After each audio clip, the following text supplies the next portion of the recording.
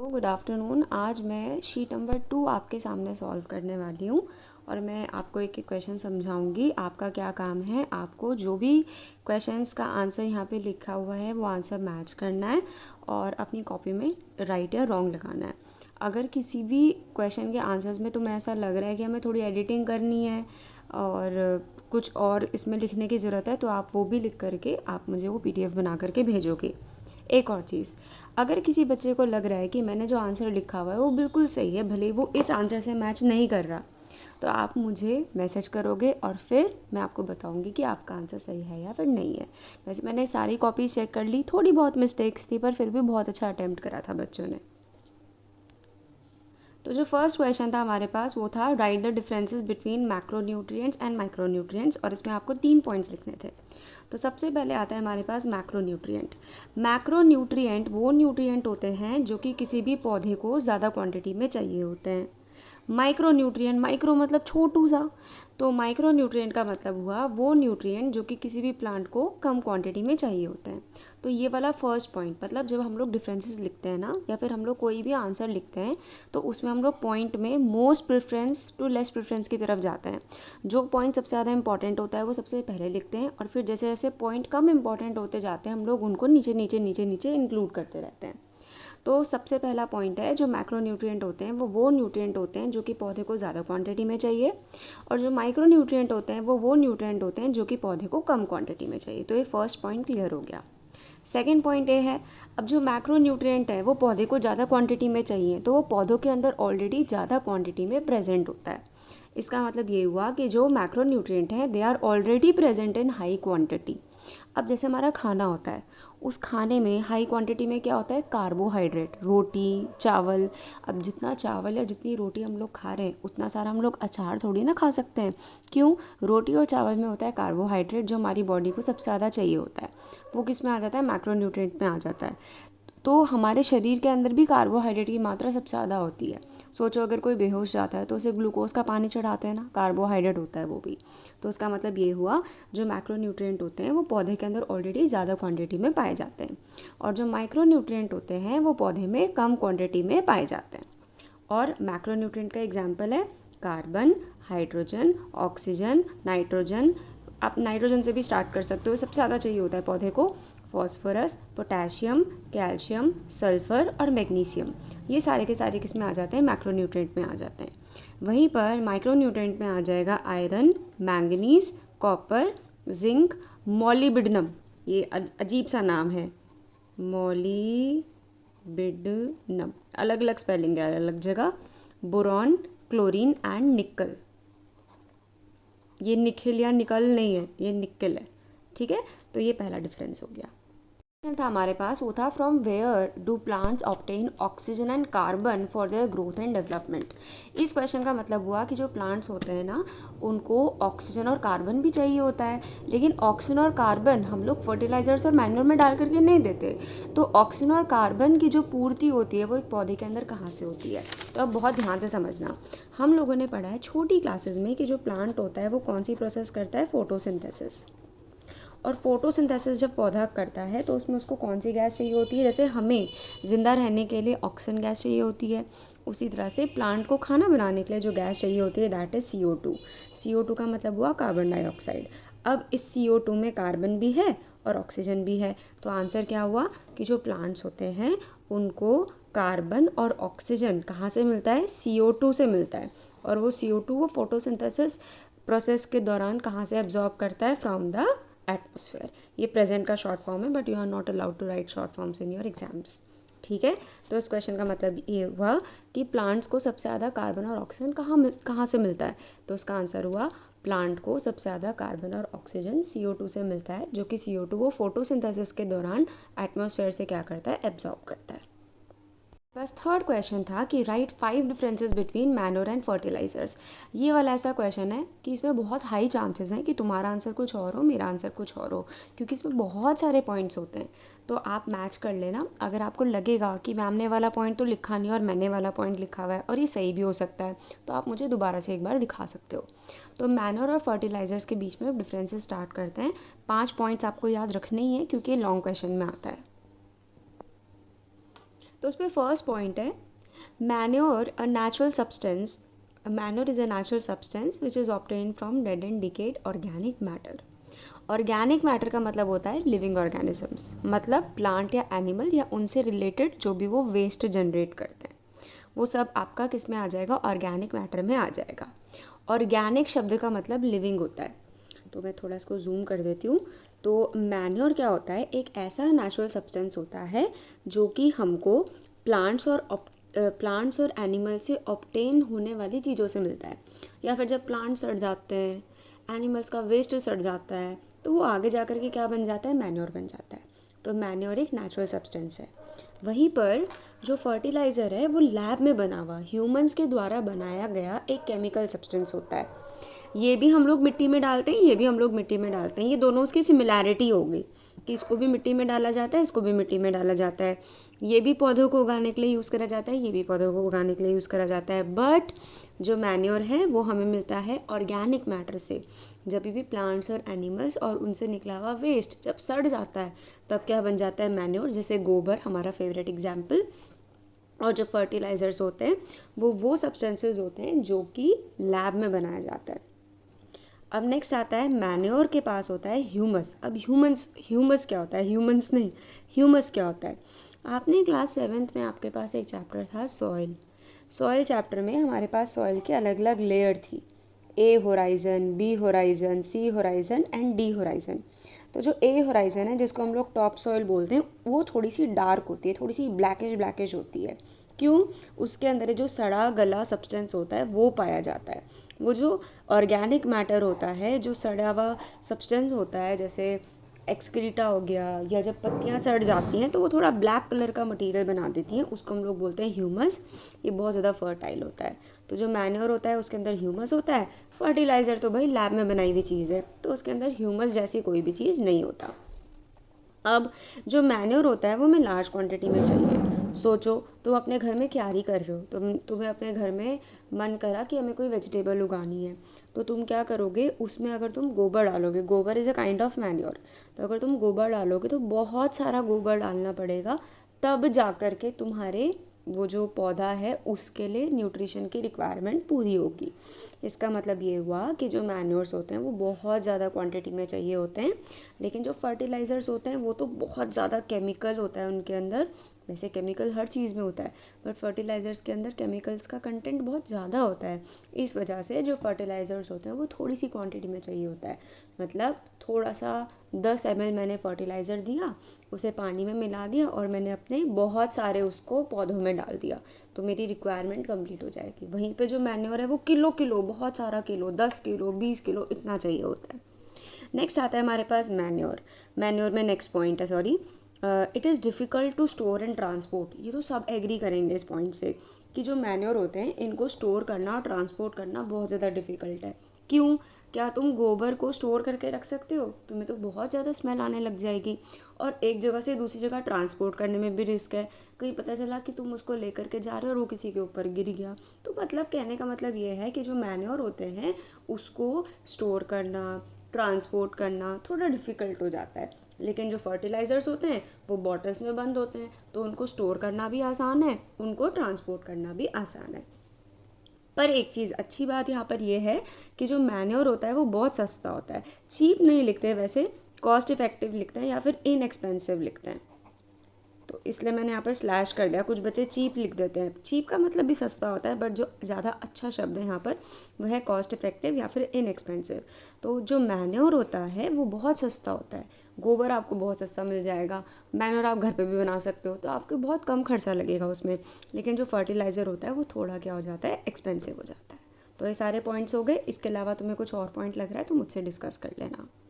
हमारे पास कि what are the types of manure, ये वाले क्वेश्चन का आंसर किसी भी बच्चे ने सेटिस्फैक्ट्री नहीं लिखा है, और तुम में से आधे बच्चे तो नेट से सीधा कॉपी कर लेते हो आंसर्स। ये अच्छी बात नहीं है। जब तुम्हें कोई चैप्टर पढ़ाया गया है तो तुम्हें उसका आंसर खुद लिखना चाहिए। तुम्हें जिस क्वेश्चन में डाउट है उसको छोड़ दो, वो मैं कराऊंगी जब मैं तुम्हें आंसर साथ साथ भेज रही हूँ। मैं देखती रहती हूँ कौन कौन ऐसे बच्चे हैं, उनको ज़रा ऑफलाइन क्लास स्टार्ट होने तो उसके बाद बताया जाएगा। खैर, तो अब हमारे पास क्वेश्चन है कि मैन्योर के कितने टाइप्स होते हैं, उसको एक्सप्लेन करो। वैसे मैन्योर के 4 टाइप्स होते हैं, पर मैंने तुम्हें 3 लिखवाए हैं। क्यों, अभी बताती हूँ। तो जो मैन्योर होते हैं वो हमारे पास 3 टाइप्स के होते हैं। एक होता है FYM, इसको हम लोग बोलते हैं फार्म यार्ड मैन्योर। एक होता है कंपोस्ट और एक होता है ग्रीन मैन्योर। जो कंपोस्ट होता है ना, उसमें भी एक और सब टाइप होता है जिसको हम लोग बोलते हैं वर्मी कंपोस्ट। ये मैं समझा रही हूँ, अगर तुम्हारे स्कूल में कराएंगे तो फिर मैं तुम्हें इसको डिटेल में लिखवाऊंगी, अभी मैं समझा दूंगी। तो सबसे पहले फार्म यार्ड मैन्योर पढ़ते हैं।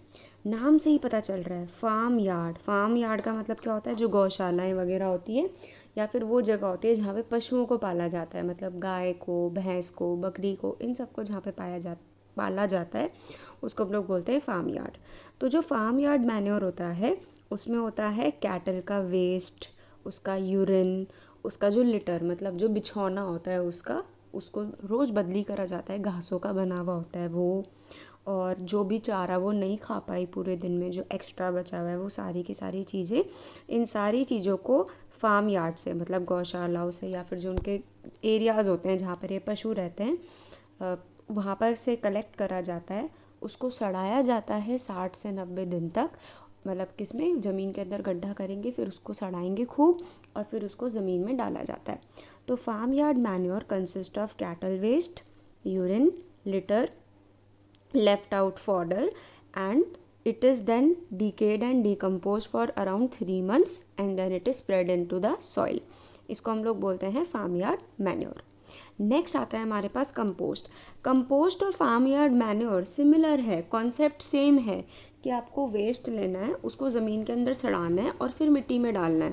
डिफरेंस क्या है, जो फार्म यार्ड मैन्योर है इसमें हम लोग पशु, जो हमारे पालतू पशु नहीं, जिनसे हमें मिल्क वगैरह मिलता है, वो पशुओं का जो वेस्ट होता है उसको यूज़ करा जाता है।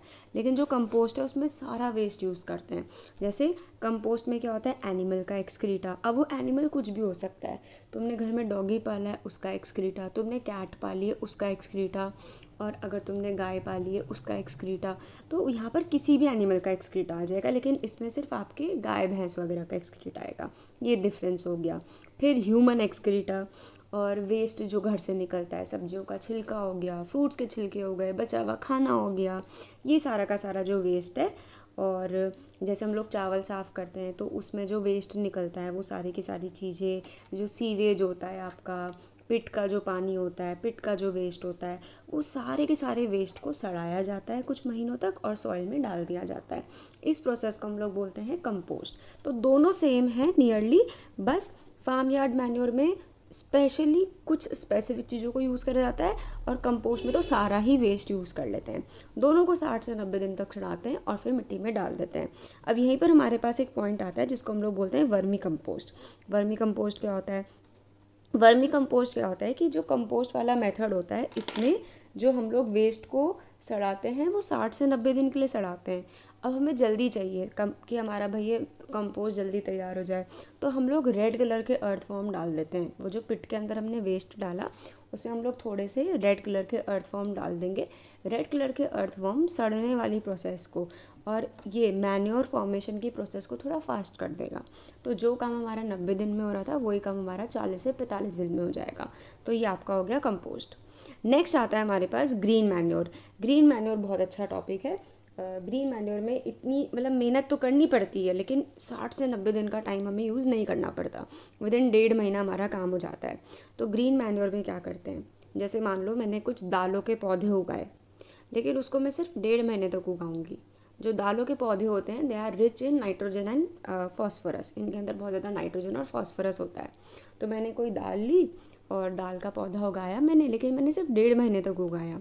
जब वो पौधा छोटा छोटा थोड़ा थोड़ा बड़ा हो जाएगा वो पौधा, तो फिर मैं क्या करूँगी, उस पौधे को ज़मीन में ही उखाड़ करके ज़मीन की जो सॉइल होती है उसी के साथ मिक्स कर दूँगी। तो इस बहाने जो मेरी सॉइल होती है उसको नाइट्रोजन और फॉस्फोरस मिल जाएगा। तो ये आपका किसका एग्जाम्पल हो गया, ग्रीन मैन्योर का, मतलब एक तरीका हो गया।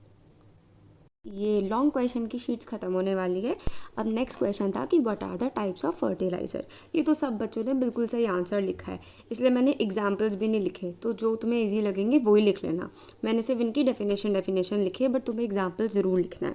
पहला आता है नाइट्रोजनस फर्टिलाइज़र। नाम से ही पता चल रहा है, नाइट्रोजनस फर्टिलाइज़र वो फर्टिलाइज़र होते हैं जिनके अंदर नाइट्रोजन सबसे ज़्यादा पाई जाती है।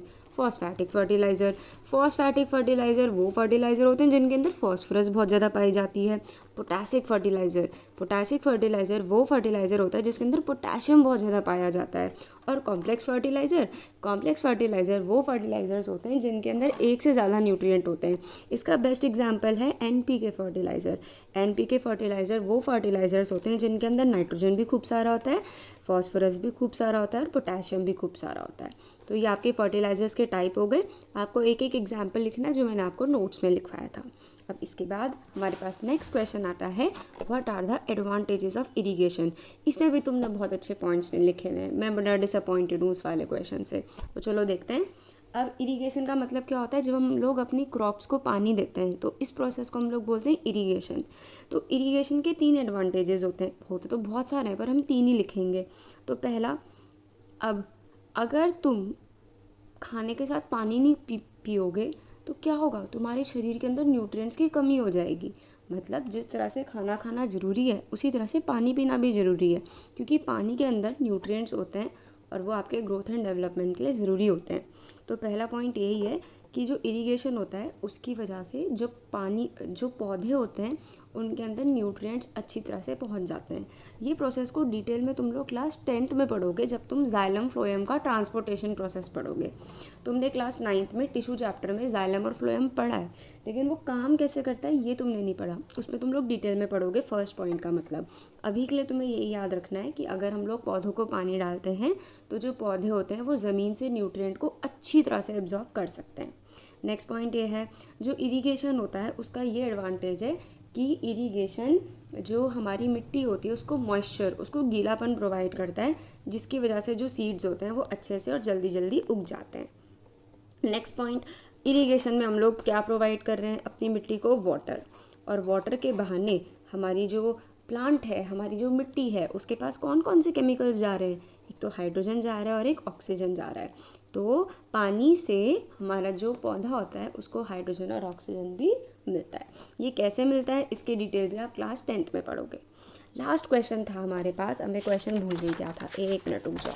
लास्ट क्वेश्चन था हमारे पास कि what are the types of irrigation which saves, irrigation methods आना चाहिए था, वाह मेरी इंग्लिश भी, चलो ठीक है। अब है, what are the types of irrigation methods which saves water in the long run. ये कहता है कि इरीगेशन के ऐसे कौन से मेथड हैं। भाई तुम्हारी मर्ज़ी, तुम्हें पौधों में पानी डालना है, तुम ट्यूबवेल से डाल दो, तुम वेल से डाल दो, तुम बाल्टी उठा करके डाल दो, पर बहुत सारे मेथड्स होते हैं। इनमें से ऐसा कौन सा मेथड है जो कि पानी को बचाता है, पानी की कमी नहीं होने देगा। तो 2 मेथड्स होते हैं, तुमने एक ही लिखा हुआ है, एक होता है ड्रिप इरीगेशन और एक होता है स्प्रिंकलर इरीगेशन। ये दोनों में पानी बचता है, हाँ ये बात अलग है कि ड्रिप में ज़्यादा पानी बचता है। अब ड्रिप इरीगेशन क्या है, मान लो ये हमारे पास क्रॉप्स हैं, बहुत ही सुंदर क्रॉप बनाई है मैंने, तो पानी की जैसे पाइपलाइन होती है उसको इस तरह से कनेक्ट करा जाता है उस क्रॉप से कि क्रॉप की जड़ में सिर्फ बूंद बूंद पानी जाता है, तो पानी बच जाता है, पानी वेस्ट नहीं होता। ये होता है ड्रिप इरीगेशन। और स्प्रिंकलर सिस्टम का क्या मतलब होता है, स्प्रिंकलर सिस्टम का मतलब हुआ कि मान लो आपके पास ये क्रॉप्स है, ये तो और भी सुंदर क्रॉप्स है, यहाँ पर एक शावर जैसा लगाया जाता है और शावर से जो पानी आता है वो सारे पौधों को मिल जाता है। तो कभी नोटिस करना, शावर से जो पानी होता है वो आता तो बहुत सारा, मतलब पानी ऐसे करके एक स्प्रेड होकर के आता है, लेकिन पानी वेस्ट नहीं होता शावर में।